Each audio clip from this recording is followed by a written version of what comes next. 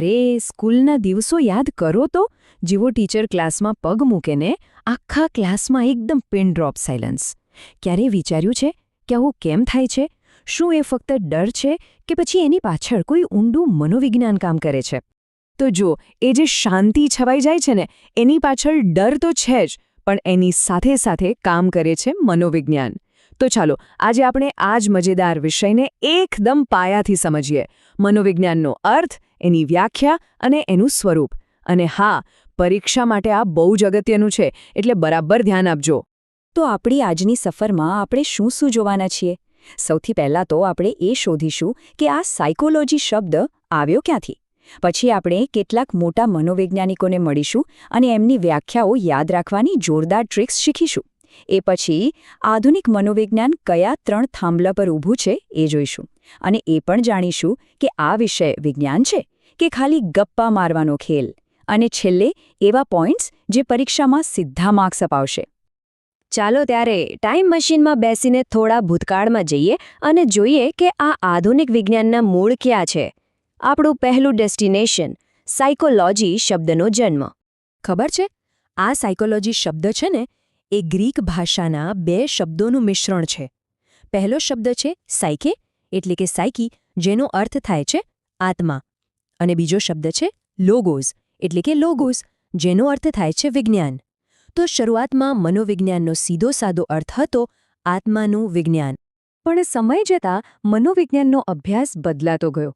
પહેલાં એ આત્માનું વિજ્ઞાન હતું, પછી એ મનના અભ્યાસ તરફ વળ્યું, ત્યાંથી એ ચેતના પર ગયું, અને છેવટે આધુનિક મનોવિજ્ઞાન વર્તનના અભ્યાસ પર આવીને સ્થિર થયું. હવે સવાલ એ થાય કે એવું કેમ? કારણ એકદમ સિમ્પલ છે. વર્તનને આપણે જોઈ શકીએ છીએ, માપી શકીએ છીએ. આત્મા કે મનને માપવું થોડું અઘરું છે, પણ કોઈ વ્યક્તિ શું કરે છે એ તો આપણે સીધું જોઈ જ શકીએ ને, બરાબર ને? ચાલો હવે વિભાગ 2માં એન્ટ્રી કરીએ. અહીં આપણે અલગ અલગ એક્સપર્ટ્સે આપેલી વ્યાખ્યાઓ જોઈશું અને એને પરીક્ષામાં ભૂલી ન જવાય એના માટે કેટલીક મજેદાર મેમરી ટ્રિક્સ પણ શીખીશું. તો સૌથી પહેલાં આવે છે C.T. મોર્ગન. એ બહુ સ્પષ્ટ રીતે કહે છે, મનોવિજ્ઞાન માનવી અને પ્રાણીના વર્તનનું વિજ્ઞાન છે. એકદમ ટુ ધ પોઈન્ટ વ્યાખ્યા, જેમાં માણસ અને પ્રાણી બંનેના વર્તનને આવરી લેવાયું છે. અને આને યાદ રાખવાની ટ્રીક બહુ જ સહેલી. બસ આટલું યાદ રાખો, મોર્ગન એટલે માનવી અને પ્રાણી બંનેનું વર્તન. પરીક્ષામાં જેવું મોર્ગન નામ દેખાય એટલે મગજમાં તરત જ માણસ અને પ્રાણીની જોડી દેખાવી જોઈએ. સિમ્પલ. હવે આગળ વધીએ હિલગાર્ડ અને એટકિન્સન તરફ. એ લોકો શું કહે છે? મનોવિજ્ઞાન માનવીની તમામ માનસિક અને શારીરિક પ્રવૃત્તિઓનો વૈજ્ઞાનિક અભ્યાસ છે. મતલબ કે જે મગજમાં ચાલે છે એ અને જે શરીરથી થાય છે એ બધી જ ક્રિયાઓનો અભ્યાસ. અને આને યાદ રાખવાની ટ્રેક હિલગાર્ડે તો જાણે કહી દીધું, કંઈ પણ બાકી ન રહેવું જોઈએ. એટલે હિલગાર્ડ એટલે બધું જ આવી ગયું ભાઈ, માનસિક પણ અને શારીરિક પણ. બસ આટલું જ યાદ રાખવાનું છે. હવે આવે છે ત્રીજા એક્સપર્ટ, H.E. ગેરેટ્સ. એમની વ્યાખ્યામાં એક નવો શબ્દ ઉમેરાય છે અને બહુ જ મહત્વનો છે. એ કહે છે મનોવિજ્ઞાન વાતાવરણના સંદર્ભમાં માનવી અને બીજા પ્રાણીઓના વર્તનનો અભ્યાસ કરતું વિજ્ઞાન છે. અહીં ફોકસ વાતાવરણ પર છે. તો આની ટ્રીક શું છે? એકદમ સહેલી. ગેરેટ આવે ને એટલે તરત જ મગજમાં લાઇટ થવી જોઈએ, વાતાવરણ. ગેરેટ એટલે વર્તનનો અભ્યાસ, પણ ક્યાં? તો કે વાતાવરણના સંદર્ભમાં. ચાલો હવે આપણા ત્રીજા વિભાગ તરફ આગળ વધીએ. આ છે આધુનિક મનોવિજ્ઞાનના 3 મુખ્ય સ્તંભો, જે એ સમજવાની માસ્ટર કી છે કે આજે મનોવિજ્ઞાન ખરેખર શેનો અભ્યાસ કરે છે. આધુનિક અને સૌથી વધુ સ્વીકૃત વ્યાખ્યાનું સૂત્ર એકદમ સિમ્પલ છે. માનસિક પ્રક્રિયાઓ વત્તા અનુભવો વત્તા વર્તન, આ ત્રણેયને ભેગા કરો એટલે બને મનોવિજ્ઞાન.